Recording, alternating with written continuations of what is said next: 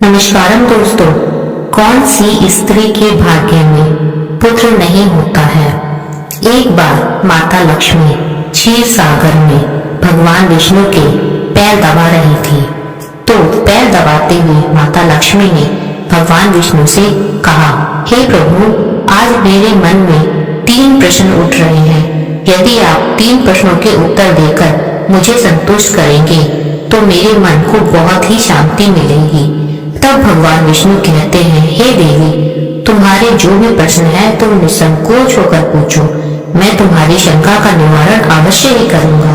तब माता लक्ष्मी कहती है, हे प्रभु, वह कौन सी स्त्री होती है जिसके भाग्य में संतान सुख नहीं होता। और दूसरा प्रश्न है कि वह कौन सी स्त्री होती है जो कि समय से पहले विधवा हो जाती है। और मेरा तीसरा प्रश्न है कि कौन सा श्रृंगार करने से स्त्री को स्वर्ग में स्थान प्राप्त होता है। तब भगवान विष्णु कहते हैं, हे देवी, तुमने उचित प्रश्न किए हैं। तुम्हारे ये 3 प्रश्न अत्यंत ही महत्वपूर्ण हैं। इन प्रश्नों का उत्तर संसार के कल्याण के लिए भी है। जो भी मनुष्य इन्हें ध्यान से सुनता है उसे पृथ्वी लोक पर संपूर्ण सुख प्राप्त होते हैं और मृत्यु के बाद भी उसे मेरे लोक की प्राप्ति होती है। भगवान विष्णु देवी लक्ष्मी से कहते हैं, हे देवी, आज मैं तुम्हें एक अत्यंत पवित्र कथा सुनाता हूँ। इस कथा के माध्यम से तुम्हें तुम्हारे सभी प्रश्नों का उत्तर मिल जाएगा। लेकिन इस कथा को ध्यान से सुनना और पूरा सुनना। इस कथा को कभी भी आधा अधूरा नहीं सुनना चाहिए। इस कथा में समस्त संसार का कल्याण छुपा हुआ है। जो भी इस कथा को ध्यान से पूरा सुनेगा उसके मैं 32 अपराध क्षमा करता हूँ। तब देवी लक्ष्मी कहने लगी, हे प्रभु, मैंने आपको वचन दिया है, मैं इस कथा को पूरे मन से और पूरा लगन से पूरा सुनूंगी। अतः कृपा कर इस कथा को आरंभ करें। तो दोस्तों और भक्तगण, आप सभी से एक विनती है कि इस कथा को पूरा जरूर सुने। इस कथा को आधा अधूरा सुनना पाप माना जाता है। कथा शुरू होने से पहले कमेंट में जय माँ लक्ष्मी, जय श्री हरि, लक्ष्मी नारायण अवश्य लिखें। साथ ही वीडियो को लाइक और चैनल को सब्सक्राइब करना ना भूलें। तो चलिए आरंभ करते हैं कथा का। भगवान विष्णु कहते हैं, हे देवी, एक समय की बात है, मध्य देश में एक छोटा सा नगर था। उस नगर में एक सेठ रहता था। उस सेठ के 2 पुत्र थे और सेठ के दोनों बेटों का विवाह भी हो चुका था। सेठ के घर में कभी भी किसी चीज की कोई कमी नहीं थी।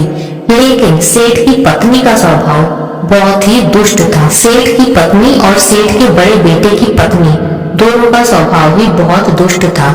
सेठ की पत्नी अपनी बड़ी बहू को तो बहुत लाड प्यार करती थी, लेकिन छोटी बहू के साथ बहुत ही बुरा व्यवहार करती थी। घर की सबसे छोटी बहू अर्थात छोटे बेटे की पत्नी, जो कि बहुत अच्छे स्वभाव की थी, ईश्वर पर विश्वास रखने वाली, श्रद्धा रखने वाली और पतिव्रता नारी थी। वह अकेले ही घर का सारा काम किया करती थी और गृह कार्य में दक्ष थी। इतना अच्छा स्वभाव होने के बावजूद भी उसकी सास उसके साथ बहुत बुरा व्यवहार करती थी। उसका हमेशा अपमान करती रहती थी, उसके पीछे पड़ी रहती थी। बस कोई न कोई कारण ढूंढती थी कि उसको कुछ सुना दे। वहीं बड़ी बहू को एक पुत्र था और छोटी बहू को एक पुत्री। सास छोटी बहू का अपमान करती थी हमेशा। इसके पीछे का कारण बस इतना था कि बड़ी बहू के पास पुत्र था और छोटी बहू के पास पुत्री। पुत्री को जन्म देने के कारण ही सेठ की पत्नी वह बेचारी कर भी क्या सकती थी। जो भाग्य में लिखा था उसके साथ वही होता था। भगवान विष्णु कहते हैं, हे देवी, अब मैं तुम्हें छोटी बहू की कहानी सुनाता हूँ, लेकिन पहले प्रश्न का उत्तर तुम्हें इसमें मिल जाएगा। कौन सी स्त्री को पुत्र की प्राप्ति नहीं होती है। हे देवी, सेठ की जो पत्नी थी ना, वह पहले से ही दुष्ट और कुटिल स्वभाव की थी। उससे उसकी सास भी परेशान थी और सेठ की पत्नी अपनी छोटी बहू को सबसे ज्यादा दुख देती थी। छोटी बहू का नाम था सुकन्या और सुकन्या को सताने में उसकी सास को बहुत आनंद आता था। सुकन्या बेचारी रोज सुबह ब्रह्म मुहूर्त में उठकर अपने घर का सारा काम करती थी। दिन भर काम करने के बाद भी उसको रात्रि में कम सोने को मिलता था। इतना होकर भी सेठ की पत्नी अपनी छोटी बहू से द्वेष करती थी, उसको परेशान करती थी। जब छोटी बहू झाड़ू लगाती तो उसकी सास आकर उसे ताना मारती कि तेरे हाथ में जान नहीं है क्या, तू जल्दी जल्दी झाड़ू लगा। मैं मंदिर जा रही हूँ, मेरे लौट कर आने से पहले तू भोजन बनाकर तैयार रखना और आते ही मैं उस भोजन को ग्रहण करूंगी। और सुन, अन्न का एक भी दाना बर्बाद न हो पाए। बेचारी सुकन्या चुपचाप अपनी सास का अत्याचार सहन कर लेती थी और उसकी सास की हर आज्ञा को बड़ी विनम्रता से मान लेती थी। फिर छोटी बहू खाना बनाते हुए सोचने लगी, मैं इनके घर का इतना काम करती हूँ कि फिर भी मैं चैन की सांस नहीं ले पाती हूँ। मेरी सासू माँ किसी न किसी बात पर मुझे बहुत सुनाती हैं, ताना मारती हैं। पता नहीं कब उनकी ताना देने की आदत जाएगी। सुकन्या इतना सोच ही रही थी, तभी घर के दरवाजे पर खटखटाने की आवाज सुनाई दी। छोटी बहू ने सोचा, अभी तो भोजन भी तैयार नहीं हुआ है, लगता है मेरी सासू माँ जल्दी लौट आई। अब वह फिर से भोजन मांगेंगी और ताना मारेंगी क्योंकि भोजन तो बना ही नहीं। तब सुकन्या ने दरवाजा खोला तो उसने देखा कि एक सन्यासी खड़ा है द्वार पर। वह सन्यासी सुकन्या से कहने लगा, बेटा सदा सुहागिन रहो, तुम इस सन्यासी के लिए कुछ भोजन का दान करो। हे पुत्री, मुझे बहुत भूख लगी है।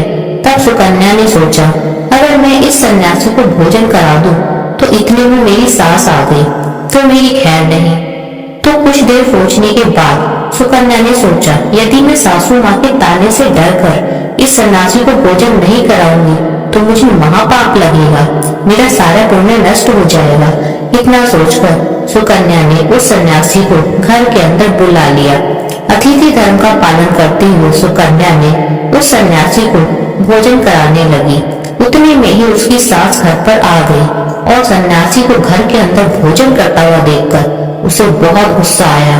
सास बहू पर चिल्लाते हुए बोली, सुकन्या, यहाँ पर किसी प्रकार का भंडारा लगा है या फिर दावत चल रही है या धर्मशाला खुली है जो तू राह चलते भिखमंगों को घर में बैठाकर खाना खिला रही हो। सुकन्या ने अपनी सास से बड़ी ही विनम्रता से विनती की, कहा, लेकिन सुकन्या की सास ने बहू की एक न सुनी। जो तू राह चलते भिखमंगों को घर में बैठाकर भोजन खिला रही है। सुकन्या ने अपनी सास से विनती की, लेकिन सुकन्या की सास ने बहू की एक भी न सुनी और उसकी सास ने उस सन्यासी को घर से बाहर निकाल दिया और उसके भोजन को उठाकर कचरे में फेंक दिया। उसके बाद वह सास सुकन्या पर गुस्सा करने लगी, अरे दुष्ट औरत, तुझे कहा था ना कि अन्न का एक भी दाना बर्बाद नहीं होना चाहिए, लेकिन तूने ये क्या किया, उस भिखमंगे को इतना सारा भोजन दे दिया। सुकन्या डरते डरते बोली, सासू माँ, मैंने सन्यासी को अपने हिस्से का भोजन दिया है, आखिर इसमें इतना गुस्सा होने की क्या बात है। द्वार पर आए अतिथियों को कभी भी खाली हाथ नहीं भेजते हैं, ऐसा शास्त्र कहते हैं। मैं खाना नहीं खाऊंगी, मेरा खाना अगर सन्यासी ने खा लिया तो क्या हुआ। फिर सुकन्या की सास ने उसे बहुत डांटा। दोनों के बीच बहुत देर तक बहस हुई। सुकन्या के दुष्ट सास ने गुस्से में आकर सुकन्या को धक्का मारकर घर से बाहर निकाल दिया और घर का दरवाजा बंद कर दिया। सुकन्या देर तक घर के मुख्य द्वार पर वहीं बैठी रही और बाहर से अपनी सास को आवास के अंदर लेने के लिए प्रार्थना करती रही, लेकिन सुकन्या की सास ने एक न सुनी, उसे घर के अंदर नहीं आने दिया। फिर सुकन्या दुखी और उदास होकर अपने मायके के लिए निकल गई। मायके जाने के रास्ते में बहुत बड़ा जंगल पड़ता था। सुकन्या भूखी प्यासी तो थी ही, उस जंगल के रास्ते में चलने लगी। तभी उसी समय अचानक जोर जोर से बादल गरजने लगे, मूसलाधार बारिश होने लगी और बारिश से बचने के लिए सुकन्या एक पेड़ के नीचे जाकर खड़ी हो गई। वहां पर सुकन्या ने देखा कि पेड़ के नीचे एक कोटर बना हुआ है। फिर वह बिना ही देरी करे उस कोटर में घुस गई। कोटर में जाने के बाद सुकन्या ने देखा कि अंदर कोई साधु महात्मा बैठे हैं। वह सन्यासी और कोई नहीं था बल्कि भगवान विष्णु ही सन्यासी का रूप धारण करके बैठे हुए थे। जब उस साधु ने सुकन्या को देखा तो बोले, हे पुत्री, तुम इस घने जंगल में अकेले क्या कर रही हो, क्यों रो रही हो? पहले तो रोना बंद करो, मैं तुम्हारे बारे में सब कुछ जानता हूँ। तुम्हारे ससुराल वाले अत्यंत दुष्ट स्वभाव के हैं, वो तुम्हारे संग बहुत बुरा बर्ताव करते हैं, तुम्हें बहुत सताते हैं। इसका कारण केवल बस इतना ही है कि कि तुम्हें पुत्र की प्राप्ति नहीं हुई है। पुत्री को जन्म देने के कारण ही तुम्हें तुम्हारी सास के ताने सुनने पड़ते हैं। हे पुत्री, तुम चिंता मत करो, मैं तुम्हें एक पर्ची देता हूँ। इस पर जो भी उपाय लिखा हुआ है तुम उस उपाय को पूरे मन के साथ करना, फिर तुम्हें एक गुणवान पुत्र की प्राप्ति होगी। फिर सुकन्या ने वह पर्ची ले ली और साधु वहां से अचानक गायब हो गए। ये चमत्कार देखकर सुकन्या बहुत प्रसन्न हुई। जब बारिश रुक गई तो सुकन्या का पति उसको ढूंढते ढूंढते उसी स्थान पर आ पहुंचा। सुकन्या ने अपने पति को सारी बात बता दी। फिर दोनों ही घर वापस न जाकर उसी जंगल में रहने का निर्णय करते हैं। वहीं पर रहते हुए एक दिन सुकन्या के मन में पुत्र प्राप्ति का ख्याल आया और मन ही मन सोच, यदि मेरा भी कोई पुत्र होता तो आज ससुराल में मुझे बहुत इज्जत मिलती। तभी सुकन्या को उस साधु के द्वारा दी गई पर्ची की याद आ गई और फिर उसने वह पर्ची खोलकर पढ़ा तो उसमें लिखा था, यदि स्त्री पुत्र की प्राप्ति की कामना करती है उसे रात्रि में अपने पति की बाईं तरफ सोना चाहिए। ऐसा करने से कुछ समय बाद में बाईं करवट लेकर नाक का दाहिना स्वर और दाईं करवट लेने से नाक का बायां स्वर चालू हो जाता है। फिर जब पुत्र की इच्छा हो उस स्थिति में मिलन से पहले निश्चित कर लेना चाहिए कि पुरुष का दायां स्वर चलने लगे और स्त्री का बायां स्वर चलने लगे और उसी समय पर गर्भ धारण हो जाना चाहिए। ऐसा करने से निश्चित ही पुत्र की प्राप्ति होती है। उस पर्ची में आगे लिखा हुआ था कि मासिक धर्म शुरू होने के बाद तथा छठी रात्रि में मिलन करने से पुत्र रत्न की प्राप्ति होती है। सातवीं रात्रि में मिलन करने से बंध्या पुत्री होती है और आठवीं रात्रि में मिलन करने से बलशाली पुत्र की प्राप्ति होती है। नौवीं रात्रि में मिलन करने से सुंदर कन्या की प्राप्ति होती है तथा 10वीं रात्रि में मिलन करने से विद्वान और अति श्रेष्ठ पुत्र की प्राप्ति होती है। 11वीं रात्रि में मिलन करने से सुंदर आचरण वाली कन्या की प्राप्ति होती है और 12वीं रात्रि में मिलन करने से गुणवान पुत्र प्राप्त होता है। 13वीं रात्रि में मिलन करने से लक्ष्मी स्वरूपा पुत्री होती है और 14वीं रात्रि में मिलन करने से गुणवान बुद्धिमान तथा बलवान पुत्र होता है। फिर सुकन्या ने मासिक धर्म के बाद 14वीं रात्रि में अपने पति के साथ मिलन किया और उसके बाद गर्भ धारण किया। फिर दूसरे दिन सुकन्या का पति जंगल में लकड़ी काटने के लिए चला गया और सुकन्या घर पर ही रही। फिर अचानक से तेज तूफान आया और सुकन्या की झोपड़ी भी उड़ गई। फिर सुकन्या दौड़ती हुई उसी पेड़ के कोटर में जाकर रुक गई जहाँ पर उसे वह साधु मिला।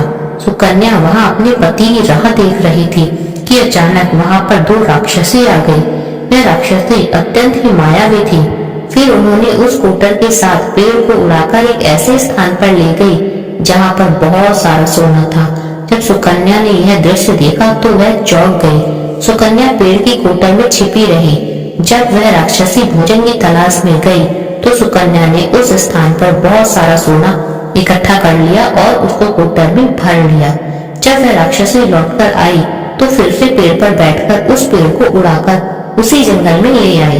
राक्षसियों के जाने के बाद सुकन्या ने वह सारा सोना लेकर अपने पति के पास चली गई और उसे वह सारा सोना दे दिया।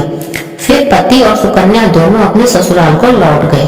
वहां जाकर उसने अपनी सास को वह सारा सोना दे दिया और सारी हकीकत बता दी, जिसे सुनकर उसकी सास को बहुत गुस्सा आया। वह बोलने लगी, अरे मूर्ख औरत, तू बस इतना ही सोना लेकर आ गई। इतने सोने से क्या होगा, मैं होती तो बहुत सारा सोना लेकर आती। फिर उसकी सास भी उसी जगह उसी जंगल में उसी कोटर में जाकर छिप गई और राक्षसियों की राह देखने लगी। तभी वह 2 राक्षसी वहां पर आई और फिर से उन्होंने उस कोटर को उड़ाकर एक बर्फीले पहाड़ में ले जाकर रख दिया। यह देख सास बहुत क्रोधित हो गई। वह बोलने लगी, ये कहाँ आ गई मैं, यहाँ तो बस बर्फ और मिट्टी है। तभी उन राक्षसियों ने उसकी आवाज सुन ली और देखा एक बूढ़ी औरत पेड़ के कोटर में छिपकर बैठी है। फिर उन्होंने उस सास को बाहर निकाला, उस बर्फीले पहाड़ पर फेंक दिया। जमीन पर गिरते ही उसकी मौत हो गई। इधर सुकन्या बड़े आनंद के साथ रह रही थी, लेकिन सुकन्या की सास कभी लौटी ही नहीं। तो सुकन्या ने जाकर उस कोटर में देखा तो वहाँ पर उसकी सास नहीं थी।